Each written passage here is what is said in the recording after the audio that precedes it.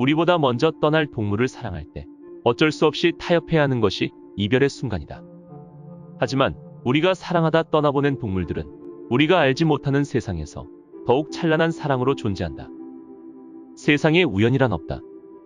세상의 모든 것은 정교하게 계획되어 있으며 반려동물과의 만남 또한 마찬가지다.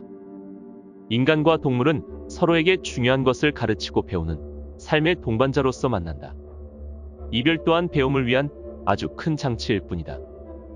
오늘은 애니멀 커뮤니케이터 루나의 실제 사례를 담은 책 다시 만나자 우리에 대해 이야기해보겠다.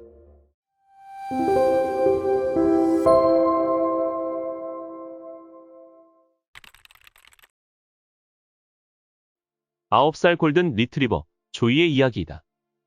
이혼으로 혼자 된 남자가 조이의 단 하나뿐인 가족이었다.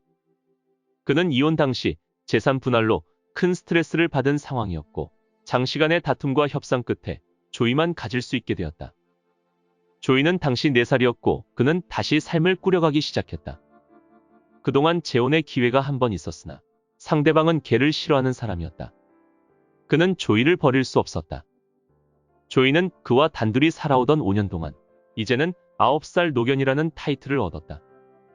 이혼 당시 다른 인간관계에는 심한 염증을 느끼고 있었던 터라 조이만이 유일한 그의 친구이며 가족 역할을 대신했다. 처음 그로부터 조이와의 대화 신청 이메일을 받았을 때 반려동물과의 따뜻한 신뢰관계에 마음이 움직였다. 조이는 참 착하고 멋지구나. 만나서 반가워. 고마워요. 멋지다는 소리 오랜만에 들어요. 조이랑 같이 사는 사람 알지? 그분이 조이 마음을 알고 싶다고 해서 왔어. 잘 알죠? 우리는 세상에 둘도 없는 친구니까. 내게는 그 사람이 친구로구나. 조이는 어때? 행복하니? 제 역할을 할 수 있어서 늘 뿌듯해요. 너의 역할이 뭔데? 사람과 친구가 되는 거죠. 저를 통해 외롭지 않게 하는 거예요. 동물들은 대체로 이런 역할을 배정받았을까? 동물들과 대화를 하다 보면 역할은 다르지만 자신의 임무를 알고 최선을 다하는 동물의 모습을 자주 본다. 어떻게 그들은 자신의 역할과 의무를 명확하게 인지할 수 있을까? 조이는 9살인데 아픈 데는 없니? 없어요. 빠른 대답이 돌아왔다. 동시에 조이의 몸으로부터 내게 의도치 않은 전이가 일어났다. 극심한 통증이었다. 심장을 쥐어짜는 고통과 함께 기침이 났다. 좀 더 정확히 파악하고자 조이의 몸속으로 내 영혼의 빛을 넣었다. 조이의 심장은 분명 비대했다. 사실 루나의 수의학적 지식은 바닥 수준이므로 이제부터 진료와 치료는 병원 몫이 될 것이다. 조이야, 이렇게 아픈데 정말 괜찮은 거야? 제발 아무 말도 하지 마세요. 아픈 걸 그냥 모른 채 해주세요. 조이는 함께 살아온 반려인에게 걱정을 끼치고 싶지 않았을 것이다. 조이가 이렇게 아프다는 사실을 그가 안다면 모든 것을 걸고 의지해온 삶이 다시금 무너지는 슬픔을 느끼게 될 것이다. 조이는 그것을 너무나도 잘 알고 있었다. 동물들이 자신의 마음을 숨기려고 하는 상황은 종종 있었지만 조이의 부탁은 너무도 간곡해서 나는 어찌할 바를 몰랐다. 결국 나는 조이의 반려인에게 내가 받은 정보를 그대로 전했다. 조이의 건강은 간단한 문제가 아니었다. 심장의 비대로 인해 기관이 눌려 좁아져 있었다. 그 때문에 기침이 났던 것을 매번 산책 다녀온 후에는 미세먼지 때문에 컥컥거리는 줄 알았다고 한다. 이 정도면 늘상 힘들었을 겁니다라는 병원 측의 소견에 그의 마음이 무너져 내렸다. 알리지 말아 달라고 부탁한 자신의 믿음을 저버린 나에게 무슨 원망의 소리를 하지는 않을까 미안한 마음이 들어 조이를 불러보았다. 조이야, 괜찮니? 정말 미안하구나. 어쩌겠어요. 내가 큰 짐만 되지 않기를 바랄 뿐이에요. 왜 그때 얘기하지 못하게 했는지 물어봐도 될까? 아픈 걸 알아도 어찌할 수 없는 건데. 그렇다면 사실을 아는 세월만큼 고통이죠. 조이는 병을 인지하는 순간부터 또 다른 병이 시작된다고 믿고 있는 듯했다. 그러니 모르는 게 약이라고 생각했던 것이다. 2달 뒤 조이의 유일한 친구로부터 전화를 받았다.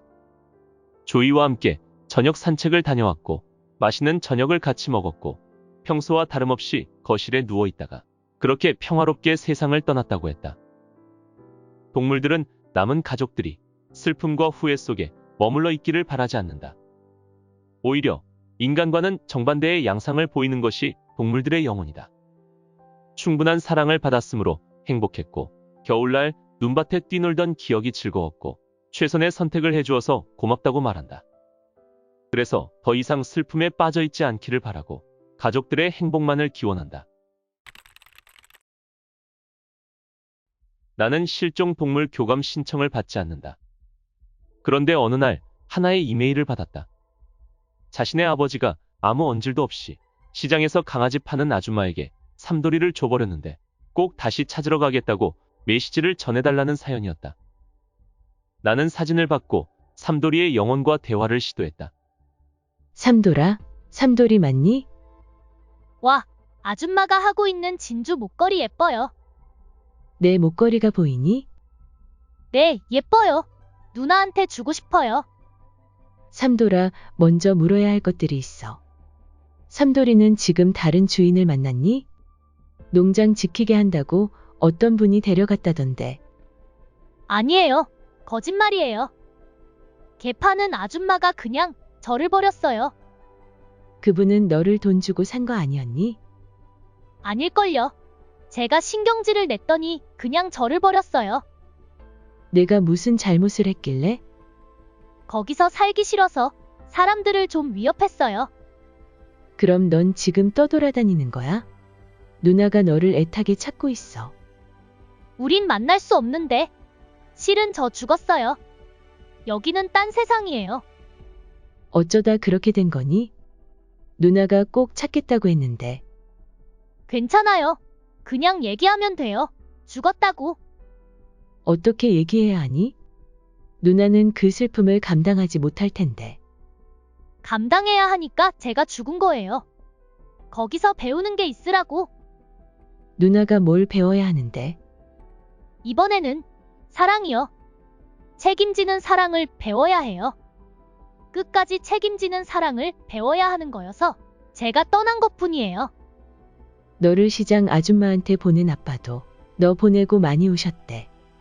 내가 이상한 행동을 해서 혼내주려고만 하셨던 거래. 지금은 가족들 마음 다 알아요. 다만 사랑을 할 때 끝까지 책임지지 않으면 괴로울 수 있다는 것을 알기만 하면 돼요. 그것뿐이에요. 그걸 알려주기 위해 제가 그곳에 들어간 거니까 제 임무는 다 완성한 거예요. 그래서 기뻐요. 할 일을 다 마치고 돌아온 거니까. 누나 다시 만나러 올 거니? 아니에요.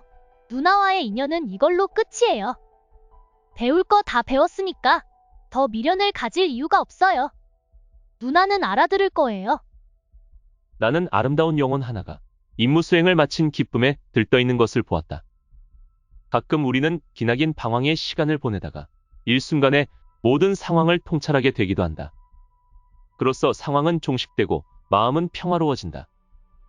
통찰은 내가 알지 못했던 사실에 대한 새로운 알미 아니다. 단지 알아차리지 못했던 것뿐이다.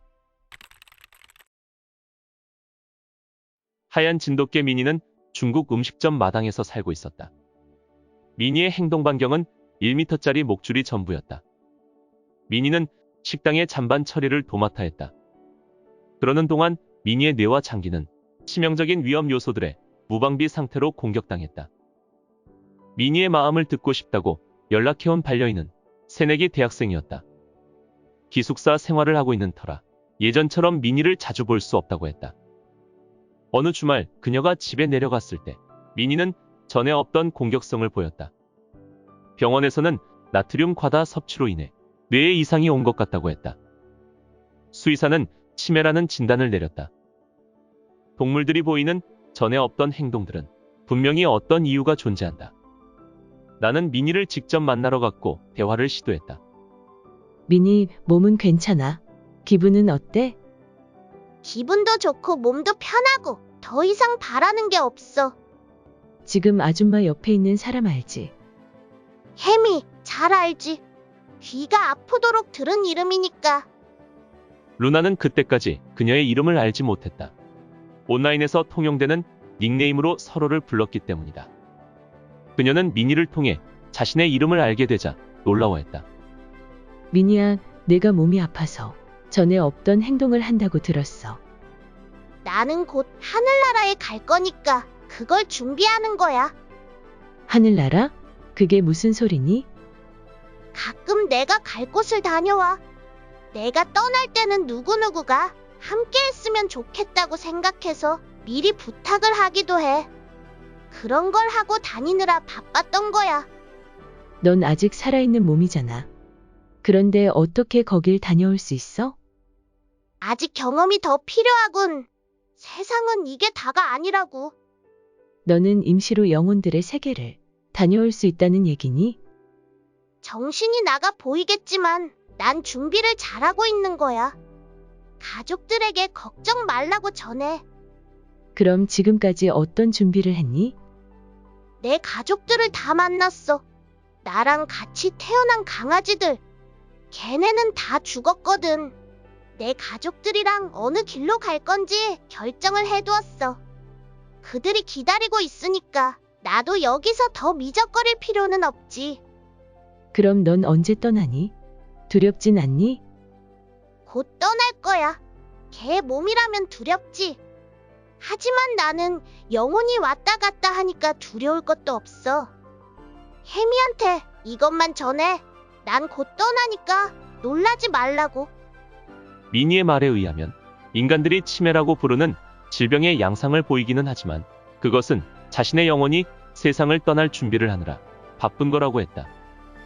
정신이 나가 있는 것처럼 보이겠지만 실은 영혼만이 자유롭게 날아갈 그곳을 다녀오고 점검하고 약속받고 그리고 미리 떠나 있는 가족들까지 만나고 온다고 했다. 미니를 만나고 돌아온 며칠 후에 나는 전화를 받았다. 전날 밤 미니는 목줄이 끊긴 채 도둑에게 잡혀갔다고 했다. 미니는 그새 영혼으로 떠나 있었다. 그의 남겨진 몸은 보신을 위해 인간의 뱃속에 넣어졌을 것이다. 그런 육신을 미련 없이 벗어던진 미니는 홀가분한 여행을 하고 있었다. 미니와 함께 그 곁으로는 3마리의 하얀 진돗개가 더 보였다. 처음 보았던 미니는 기름진 음식으로 백가죽이 내려앉아 있었는데 더는 그런 모습이 아니었다. 더 이상 목줄이 그의 걸음을 잡아당기고 있지도 않았다. 미니가 갖고 있던 치매라는 질병은 알고 보니 아름다운 준비였던 것이다.